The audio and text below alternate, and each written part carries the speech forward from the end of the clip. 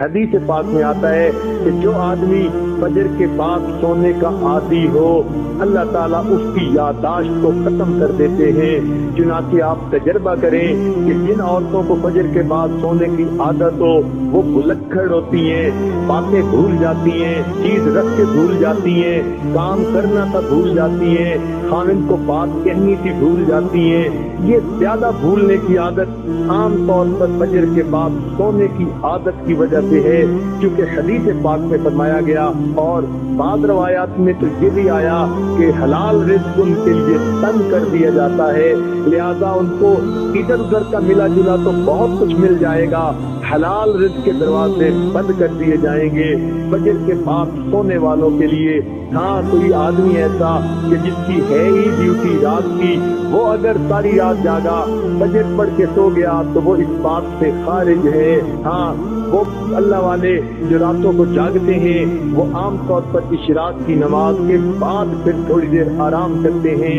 اشراق کے بعد سونا بالکل ٹھیک ہے، بزرگوں کی عادت رہی ہے، مگر فجر اور اشراق کے درمیان حد الوسع نہیں سونا چاہیے، سوائے اس کے کہ رات کا حصہ انسان اتنا جاگے کہ اب یہ سوچے کہ نہیں سوؤں گا تو سارا دن مجھے کام کرنے کے اندر رکاوٹ ہوگی، پھر اس کی اجازت ہے۔ عام عادت نہیں بنانی چاہیے۔ دیکھا یہ گیا ہے کہ جن گھروں کے اندر کچھ کھانا پینا ہوتا ہے اللہ تعالیٰ نے دیا ہوا تو وہاں پر صبح کے وقت اسی طرح سوئے پڑے ہوتے ہیں، بلکہ موہے پڑے ہوتے ہیں، پورا گھر قبرستان کی طرح لگ رہا ہوتا ہے کہ سورج نکل چکا اور گھر کے لوگ جاگ بھی نہیں رہے ہوتے۔ اس لیے کفر کی دنیا میں صبح کا ناشتہ سیریل کا انہوں نے بنا لیا، نہ کچھ پکانا پڑے اور نہ کچھ تردد کرنا پڑے، بیوی اپنے وقت پہ جاگے، خاوند اپنے وقت پہ جاگے، بچے اٹھ کے سکول جاتے ہیں تو وہاں مائیں ان کے لباس پہلے ہی تیار کر کے رکھ دیتی ہیں،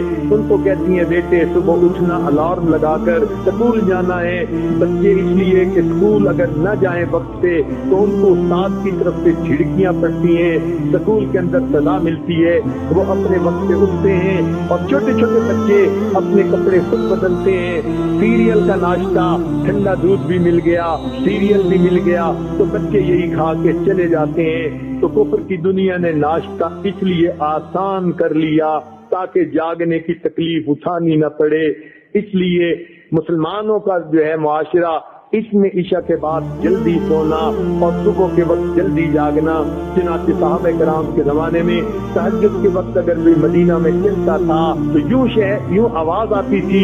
ہر گھر سے قرآن پڑھنے کی، جیسے شہد کی مکھیاں بن بنانے کی آواز ہوتی ہے۔ اس لیے ہمیں چاہیے ہم صبح کے وقت اٹھیں، عورتیں صبح کے وقت اٹھ کر نماز پڑھیں، اگر تہجد پڑھیں تو کیا ہی بات ہے، قرآن کی تلاوت کریں، درود شریف پڑھیں، استغفار پڑھیں۔ صبح کے وقت گھر کے اندر عبادت کا کرنا پورے دن کو جو ہے اپنے جو ہے عبادت جو ہے منور بنا دیتا ہے۔ بلکہ ہم نے تو بعض بزرگوں کا یہ عمل بھی دیکھا، وہ فرماتے ہیں کہ جس آدمی کی فجر کی نماز قضا ہوتی ہے وہ آدمی کا دن زندگی کا منحوس دن ہوا کرتا ہے۔ چنانچہ ایک آدمی نے قسم اٹھا لی کہ میں اپنی بیوی کو منحوس دن طلاق دوں گا۔ اب اسے سمجھ نہیں آتی تھی کہ میں قسم تو اٹھا بیٹھا، منحوس دن کون سا ہے؟ کسی فقیہ کے پاس گیا، انہوں نے فرمایا جس دن تمہاری فجر کی نماز قضا ہو جائے وہ تمہاری زندگی کا منحوس ترین دن ہے، تم اس دن یہ کام کر گزرتے ہو۔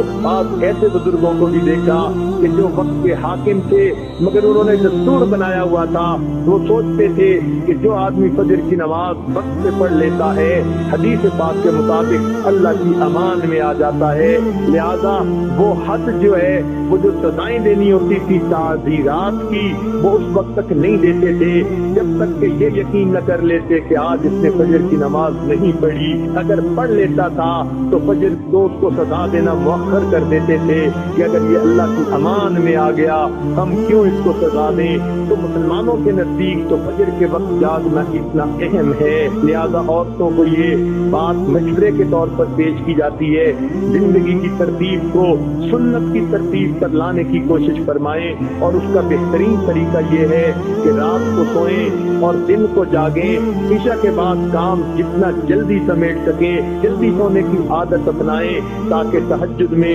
فجر میں آنکھ کھلے، انسان کے جسم کی نیند آرام کا تقاضا بھی پورا ہو جائے، اور صبح کے وقت دن آنکھ کھلے تو اللہ تعالیٰ کا حکم بھی پورا ہو جائے۔ اس طرح انسان کی زندگی پرسکون گزرتی ہے۔